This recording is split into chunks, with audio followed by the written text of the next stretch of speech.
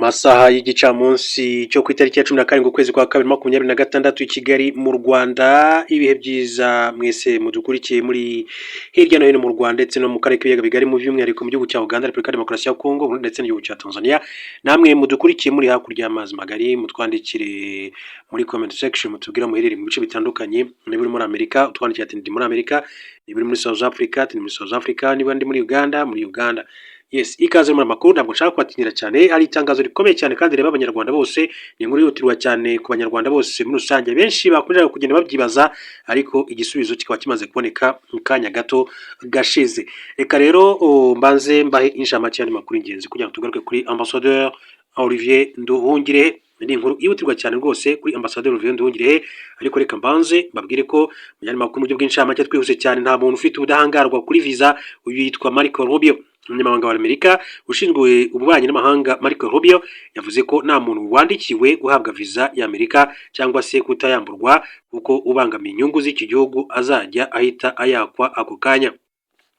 Kugira ngo umuntu rero yinjire mu gihugu cy'amahanga agomba kubanza gusaba visa. Hakaba kandi ibihugu bimwe bigirana amasezerano yo kudasaba visa abaturage baho bagiranye amasezerano. Marco Rubio yavuze ko ingingo yayigarutseho inshuro nyinshi cyane, ko nta muntu uhabwa visa bya burundu kuko isaha iyo ari yose yayamburwa. Ati nta muntu ufite ubudahangarwa kuri visa, nta burenganzira butangwa n'itegeko nshinga bujyanye na visa. Uruhushya ruguha uburenganzira bwo kwinjira mu gihugu cyacu nk'umushyitsi. Ati niwinjira mu gihugu cyacu nk'umushyitsi, waba umunyeshuri, ati mukerarugendo, umunyamakuru, hanyuma ugakora ibikorwa bibangamiye inyungu z'igihugu, tuzakwambura visa. Amerika itanga visa ziri mu byiciro bigera kuri 5, birimo iz'igihe gito ku mpamvu z'ubukerarugendo n'akazi ndetse no kwitabira inama cyangwa se ibindi bikorwa by'ubucuruzi. Izo ziri mu cyiciro cya visa zitwa B1 ndetse na B2. Hari kandi visa zo kwiga nazo ziri mu cyiciro bibiri, nk'imwe ihabwa abantu bagiye rero kwiga amasomo ya kaminuza n'abandi bagiye mu bikorwa birimo amahugurwa. Izo nizo zitwa F1 ndetse na M1.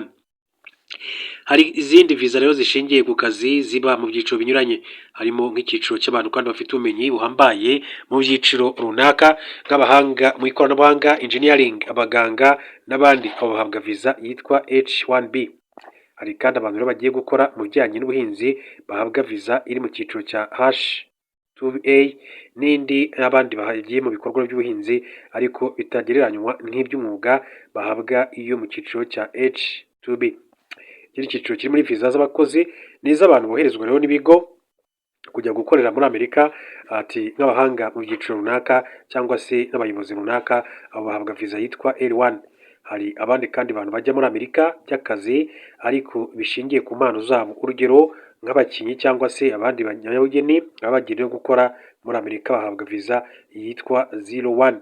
Hari kandi icyiciro cy'abantu bahabwa visa zishingiye kuri porogaramu zo guhana ubumenyi, urugero ni nk'abanyeshuri kandi bagiye kwimenyereza umwuga, abashakashatsi, abarimu n'abandi. Abo bahabwa visa zo mu cyiciro cyitwa G1, kimwe n'abandi bajya muri Amerika no mu bikorwa bishingiye ku muco bahabwa iyitwa Q1. Ibyo byiciro byose rero bivuzwe hejuru nizo visa zikunda gutangwa, ziyongeraho izindi zihabwa abantu bajya muri Amerika nk'abadiplomate cyangwa se abakozi bo mu ndege baba batarahatinda. Abo bahabwa iyi visa yitwa D. N'abantu rero banyura muri Amerika bakomereje kandi mu bindi bihugu bahabwa iyitwa C. Hanyuma rero izindi nizihabwa abadiplomate bahabwa visa zo mu cyiciro cya A, n'abakozi kandi imiryango mpuzamahanga nka banki y'isi na Loni bahabwa iyo mu cyiciro cya G. Visa z'abantu kandi bashaka kujya gutura muri Amerika by'igihe kirekire nizo zitwa izabimukira, nazo ziri mu byiciro. Visa zihabwa abantu kandi bagiye muri Amerika ku mpamvu z'umuryango, ni ukuvuga abashakanye, abana, ababyeyi cyangwa se abafite aya masano n'abaturage b'Amerika bashaka kujya gutura muri Amerika by'igihe kirekire. Izo ziyongeraho izindi zamenyekanye nka green card. Hari izindi visa kandi zitangwa mu buryo bwihariye ku mpamvu z'ubutabazi, zo zitangwa gake zigahabwa nk'abantu Amerika kandi ikuye mu bihugu byabo mu mpamvu z'umutekano, ubuhunzi n'izindi. Visa zitari iz'abimukira zishyurwa amadolari 185 y'Amerika.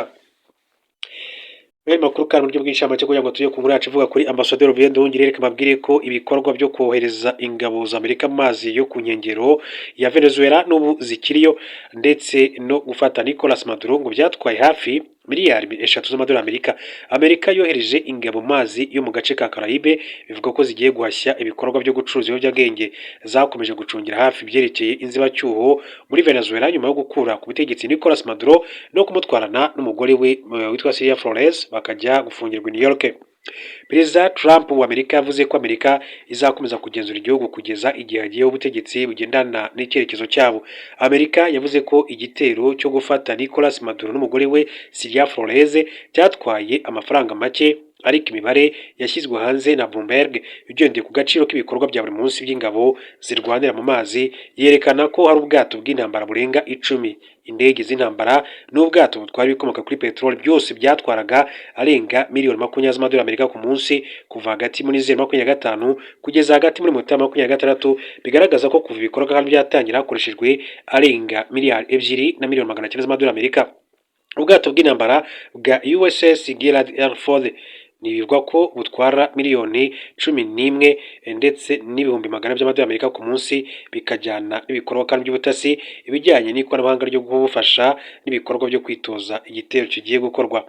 Venezuela ifite utugunguru miliyari 303 twa peteroli idutunganyije ikiri mu butaka, ndetse Amerika yarangije gusinya amasezerano na leta y'inzibacyuho yo kugura utugunguru miliyoni 50. Bikavuga ko ingabo za Amerika kandi zigenzura niba amafaranga avuyemo akoreshwa nk'uko byemeranyijwe.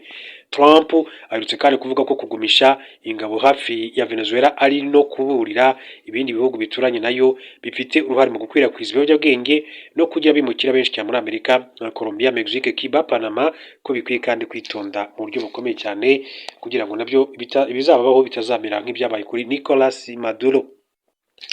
Iyi ni inkuru ireba abanyarwanda bose kuri Ambassadeur Olivier Nduhungirehe. Amakuru avuga ko Ambassadeur Olivier Nduhungirehe, Minisitiri w'Ububanyi n'Amahanga w'u Rwanda, akaba rero yatanze igisubizo kubibajije impamvu Perezida Paul Kagame atitabiriye inama ya Union Africaine. Bishoboka ko ari abanyamahanga babyibajije cyangwa se n'abandi bantu runaka, ariko na buri munyarwanda wese akwiye kumenya impamvu koko umukuru w'igihugu cy'u Rwanda atigeze yitabira inama ya Union Africaine cyangwa se African Union yabereye mu gihugu cya Ethiopia. Minisitiri w'Ububanyi n'Amahanga n'Ubutwererane Ambassadeur Olivier Nduhungirehe yatangaje ko kuba Perezida Paul Kagame ataritabira inama y'abakuru b'ibihugu na za guverinoma y'umuryango wa Afurika yunze ubumwe bidakwiye gufatwa nk'ibidasanzwe kuko yohereje umuhagararira. Ni ubutumwa bushingiye ku bwanditswe n'umunyamakuru Rome Grace wa Jeune Afrique. Ubusa n'ubwibaza impamvu Perezida Kagame atitabiriye inama ya 39 ya African Union. Ati Perezida Kagame utaritabira inama ya Union Africaine mu mpera z'icyumweru gishize yari muri Leta Zunze Ubumwe za Amerika aho yakurikiye umukino wa All Star. Minisitiri Nduhungirehe yasubije uyu munyamakuru ko inama ya Union Africaine ititabiriwe na hafi kimwe cya kabiri cy'abakuru b'ibihugu 54 bigize umuryango, kandi ko Minisitiri w'Intebe Dr Justin Nsengiyumva yahagarariye Perezida Paul Kagame.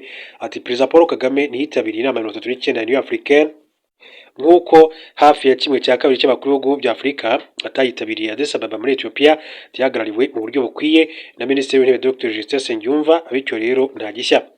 Inama y'abakuru b'ibihugu na guverinoma yabaye tariki ya 15 n'itariki ya 14 Gashyantare 2026. Dr Justin Nsengiyumva yagaragaje ko u Rwanda ruhagaze mu nzego zirimo ubuzima n'umutekano bigendanye n'icyerekezo cya Union Africaine cya 2026-2033. Ku mutekano, Dr Justin Nsengiyumva yagaragarije ibihugu bya Afurika uko ubutegetsi bwa Repubulika ya Demokarasi ya Kongo bukomeje kurenga ku masezerano y'amahoro ya Washington DC n'amahame ya Doha, yibutsa ko impande zose zirebwa nayo zigomba kandi kubahiriza kugira ngo amahoro aboneke. Dr Justin Nsengiyumva kandi yasabye ko abagira uruhare mu ntambara yo mu burasirazuba bwa RDC badakwiye kugira uruhare mu buhuza ubuyobowe na Union Africaine. Agaragaza ko ibyo kandi byakuyeho icyizere kuko ari impungenge ko bashobora kandi kubogama i Los Angeles. Perezida Paul Kagame yari mu ruzinduko rw'akazi yahuye na komiseri wa shampiyona y'umukino wa basketball muri Amerika Adam Silver na Mark Tatum n'umwungirije, baganira ku bufatanye hagati y'ubuyobozi bw'iyi shampiyona n'u Rwanda mu guteza imbere impano. Perezida Paul Kagame yanahuye na Steve Ballmer, nyiri ikipe ya Los Angeles Clippers yamamaza ibyiza nyaburanga by'u Rwanda binyuze muri gahunda ya Visit Rwanda kuva muri 2025. Baganiriye ku mikoranire iri hagati y'impande zombi.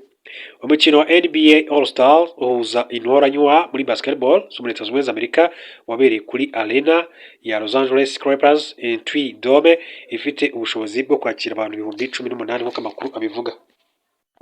Aya makuru kandi akaba akomeza kugenda avuga yuko umukino wa NBA All Star uhuza intoranywa muri basketball ukaba rero warabaye kuri Entry Dome ufite ubushobozi bwo kwakira abantu 18,000. Iki gikorwa remezo rero cyamamarizwamo Visit Rwanda kuva mu mwaka ushize wa 2025.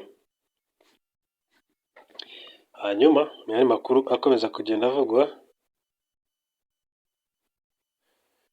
reka duce mu gihugu cy'Ubufaransa. Mbabwire ko Ubufaransa bwasobanuye icyajyanye abasirikare babwo i Kisangani. Ambasade y'Ubufaransa muri Repubulika ya Demokarasi ya Kongo yagaragaje ko nta gahunda y'ibanga yajyanye ingabo z'Abafaransa mu mujyi wa Kisangani mu ntara ya Chopo, kuko zisanzwe rero zitoza iz'Abanyekongo. Kuva tariki ya 15 Gashyantare 2026 ku mbuga nkoranyambaga hatangiye gukwirakwira amafoto y'abasirikare b'Abafaransa bagaragara i Kisangani. Bamwe batangira kandi kwibaza niba bagira uruhare mu ntambara iba mu burasirazuba bwa RDC. Ikibazo cyashimangiraga ahanini kuko Kisangani irimo ikigo gikomeye cyane ingabo za RDC n'abacancuro biteguriramo ibitero by'indege z'intambara bigaba ku birindiro by'ibiro rya mama kwa gatatu no mu bice byiganjemo abasivili. Iyi ambasade yagize iti ingabo z'Ubufaransa zitoza ingabo za RDC zibisabwe na leta ya RDC. Mu bufatanye bw'impande zombi busanzwe zoherejweyo mu ibanga. Twatangaje byeruye ibikorwa bishingiye ku bufatanye bwacu. Yasobanuye ko hashingiwe kuri ubufatanye hari abasirikare ba Repubulika ya Demokarasi ya Kongo batozwa uburyo bwo kurwanira mu mashyamba. Yerekana amafoto y'abatorejwe igisanga 22 n'andi yo muri Gashyantare 2026. Ufaransa. Hanyuma indiri ingingo gato nce mu gihugu cya Cuba. Amabwire ko Cuba yugarijwe n'umunuko w'imyanda kubera ibura rya lisansi. Ibirundo by'imyanda bikomeje kandi kuba byinshi cyane mu murwa mukuru wa Cuba, Havana, ku buryo mu bice kandi byinshi cyane byawo hibasiwe n'umunuko ukabije, ibishobora kandi no kongera ibyago by'indwara zituruka ku mwanda. Biri guterwa nuko menshi mu makamyo asanzwe atwara iyi myanda aparitse kubera ikibazo cy'ibura rya lisansi muri iki gihugu.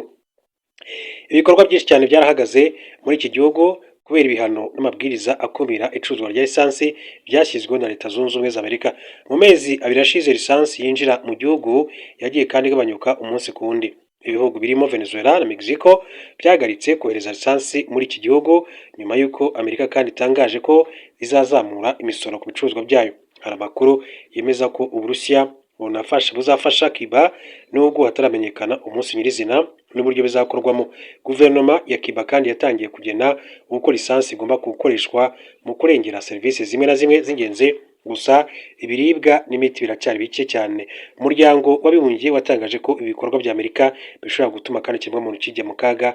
Kugeza ubu harimo kandi gukorana na guverinoma ya Cuba kugira ngo batange ubufasha bw'ibanze, banasaba kandi ibihugu rero byombi kuganira ngo hashakwe umwanzuro uboneye ku mpande zombi. Cuba ntabwo yorohewe kandi Trump yajyaga bivuga abantu bakavuga ngo ni bya bindi byiwe, ariko Trump yafashe ingingo zikomeye cyane kuri Cuba. Cuba iri mu bihe bidasanzwe atandukanye ndetse n'imyitozo. Obama yavuze ko mu mibare hari amahirwe ko hari ubuzima ahandi mu isanzure, ariko ko nta kimenyetso cyabwo yabonye igihe yari perezida wa Leta Zunze Ubumwe za Amerika. Kuwa gatandatu Barack Obama yasubije kiriya kibazo mu buryo bwo kubazwa ndetse no gusubiza vuba vuba. Aliens zibaho? Niko Cohen yamubajije nk'ikibazo cya mbere muri ubwo buryo bw'ikibazo n'igisubizo vuba vuba. Igisubizo yatanze cyagarutsweho n'ibinyamakuru byinshi cyane kandi benshi bakigarukaho ku mbuga nkoranyambaga, ibyatumye ku cyumweru kuri Instagram asohora inyandiko yo gusobanura igisubizo cye. Nari ndimo ngerageza kandi kuguma mu murongo w'imitekerereze iribazwa ati rya vuba vuba, ariko kuko benshi ati babyitayeho reka nsobanure, niko Obama yanditse kuri Instagram. Mu mibare isanzure ni nini cyane ku buryo amahirwe ashobora ko hari ubundi buzima aho hanze, ariko intera iri hagati ya system z'izuba, izuba n'imibumbe ati irigaragiye n'izindi ati ni nini cyane ku buryo amahirwe ko twasuwe n'ibinyabuzima bindi byo mu isanzure ni make, kandi nta gihamya nabonye mu gihe nari perezida ko ibyo biremwa aliens byaba byaratugezeho rwose. Barack Obama wabaye perezida wa Amerika kuri manda ebyiri hagati ya 2009 na 2017 mbere yigeze no kuvuga ko kuri biremwa n'ibigendajuru bizwi nka UFO cyangwa se Unidentified Flying Objects. Muri 2021 yavugiye kuri televiziyo ko ubwo yajyaga ku butegetsi yabajije niba hari laboratoire ihari aho tubitse ibimenyetso bya aliens. n'ibigendajuru bitazwi. Yagize ati bakoze ubushakashatsi buto maze igisubizo kiba oya. Gusa nanone yakomoje ku mashusho yafashwe y'ibigendajuru biri mu kirere byari bitarasobanuka icyo gihe nk'uko byakomeje kugenda bigarukwaho. Bene makuru mu buryo bw'incamake kugira ngo tugaruke kuri Perezida Paul Kagame, reka mbabwire ko hari amakuru avuga yuko ubwato butwara indege z'intambara n'ibitwara ukirimbuzi bwa Amerika bwitwa Abraham Lincoln ubu buri mu nyanja y'Abarabu ku ruhande rwa Oman nk'uko amashusho y'icyogajuru byerekana. Igisata cya BBC Verify kimaze kandi ibyumweru gikurikirana ibikorwa bya gisirikare bya Amerika mu karere k'uburasirazuba bwo hagati, mu gihe Washington ikomeje kandi kotsa igitutu ubutegetsi bwa Iran kuri gahunda yabwo y'ingufu za nucleaire. Nyuma y'amakuru ko ubwato bwa USS Abraham Lincoln bwageze mu karere k'ikigobe Gulf Region ku 26 Mutarama, ubwato bwari butarongera kandi kuboneka mu mashusho y'icyogajuru kugeza ku munsi w'ejo bundi ku cyumweru. Ku isesengura ry'amashusho atangwa n'icyogajuru cyitwa Sentinel 2 agakoreshwa hanini mu kureba amato mu nyanja, BBC Verify yabashije kandi kubona no kumenya Abraham Lincoln mu nyanja y'Abarabu iri kuri kilometero 440 uvuye ku mwaro wa Oman. Abategetsi ba Amerika bavuze ko ubundi bwato bwabo bwa kabiri bwa USS Gerald R. Ford nabwo bwoherejwe ngo busange Abraham Lincoln hamwe n'ibindi bikoresho bya gisirikare kandi vuba byoherejwe muri aka karere. Perezida Donald Trump yaburiye ko byaba byiza ubutegetsi bwa Iran buvuyeho, ariko ku rundi ruhande impande zombi zikomeje ibiganiro bigamije gusaba Iran guhagarika gutunganya ubutare bwa uranium bukagera ku rwego bivamo ibisasu kirimbuzi. Iran ivuga ko gahunda yayo yo gutunganya ubutare bwa uranium itagamije gukora intwaro kirimbuzi, ahubwo gukora ingufu za nucleaire zifashishwa mu bikorwa by'iterambere nk'amashanyarazi ndetse n'ibindi. USS Abraham Lincoln bwubatswe mu gihe cy'imyaka 4 butangira kandi gukora mu mwaka wa 1988 bupima toni hafi 100,000 z'uburemera. Uretse indege z'intambara bufite kandi ubushobozi bwo kwikorera no kurasirwaho ibisasu bya kirimbuzi. Ubu bwato bufite uburemere bwa metero 330, nibwo bwa mbere kandi bwagize ubushobozi bwo kugwaho ndetse no guhagurukiraho indege z'intambara kabuhariwe F-35C Lightning II fighters. Bufite ubushobozi kandi bwo kumara amasaha 16 muri operation budahagaze. Ushobora kandi kugendera ku muvuduko wa kilometero 56 ku isaha, kandi kuko bukoresha ingufu za nucleaire bushobora no kumara imyaka 20 bugenda mu nyanja budakeneye ibitoro nk'uko amakuru akomeza kugenda abishimangira. Reka rero tujye ku nkuru ivugwa kuri nyakubahwa Perezida wa Repubulika y'u Rwanda Paul Kagame i Washington DC. Amakuru avuga ko umukuru w'igihugu cy'u Rwanda Perezida Paul Kagame, bivugwa yuko umukuru w'igihugu cy'u Rwanda nyakubahwa Perezida Paul Kagame yagaragaye aganira na Prince Harry ndetse na Meghan i Los Angeles muri Leta Zunze Ubumwe za Amerika. Byagenze gute rero? Reka mbibagire. Mu mpera z'icyumweru i Los Angeles, Perezida Paul Kagame yitabiriye umukino wa NBA All Stars 2026 wabereye kuri Entry Dome, aho yagaragaye aganira n'ibyamamare bitandukanye birimo na Prince Harry n'umugore we Meghan. Usibye gukurikirana umukino, Perezida Paul Kagame yahuye n'abayobozi kandi muri siporo ndetse n'abacuruzi barimo Steve Ballmer nyiri ikipe ya Los Angeles Clippers muri Leta Zunze Ubumwe za Amerika. Ibiganiro byabo byagaragaje kandi umubano ugenda wiyongera hagati y'u Rwanda na NBA, harimo ubufatanye bwatangiye kandi umwaka ushize hagati ya Los Angeles Clippers ndetse na Visit Rwanda. Perezida Paul Kagame kandi yabonanye na Adam Silver, komiseri wa NBA, ndetse na Mark Tatum, komiseri wungirije wa NBA muri Leta Zunze Ubumwe za Amerika. Baganiriye ku bufatanye bw'u Rwanda bumaze igihe kinini cyane na NBA ndetse n'uko bakomeza kandi ubufatanye mu guteza imbere impano ya basketball n'urubyiruko muri Afurika. Bunguranye kandi ibitekerezo kuri shampiyona ya gatandatu ya Basketball Africa League BAL itegejwe mu minsi iri imbere izasozwa na BAL Playoffs i Kigali kuva ku itariki 22-31 Gicurasi 2026 mu Rwanda, ubwo mu kwezi kwa gatanu. Hanyuma rero mu makuru akomeje kugenda avugwa mu karere ka Nyarugenge, biravuga ko umugore ashinjwa kwica umwana abereye nyina wabo. Ubushinjacyaha ku rwego rwisumbuye rwa Nyarugenge bukurikiranye umugore w'imyaka 34 we yakubise umwana abereye nyina wabo w'imyaka 11 bikamuviramo urupfu, amukekaho rero kuba mu bihe bitandukanye yaramwibye amafaranga. Icyaha akurikiranyweho cyakozwe ku itariki ya 23 twezi kwa 12 2025 mudugudu wa Gashiha akagari ka Kagina, umurenge wa Kicukiro, mu karere ka Kicukiro. Mu ibazwa rye nk'uko iyi nkuru dukesha ubushinjacyaha bukuru ivuga, uregwa yemeye icyaha akurikiranyweho, avuga ko yakubise uyu mwana inkoni nyinshi akamukekaho kumwiba amafaranga. Avuga ko nyuma yo kumukubita umwana yarembye akamujyana kwa muganga akamugezayo yarangije gupfa. Yongeyeho ko nyuma yamujyanye kandi iwabo mu karere ka Huye akababeshya ko umwana yakoze impanuka agahita apfa. Icyaha cyo gukubita no gukomeretsa byateye urupfu uregwa akurikiranyweho guteganywa kandi kiganishwa ingingo ya 11 y'itegeko 059/2023 ku itariki ya 4 ukwezi kwa 10 2023 rihindura itegeko 38/2018 ryo ku itariki 30 z'ukwezi kwa 2018 riteganya ibyaha n'ibihano muri rusange mu Rwanda.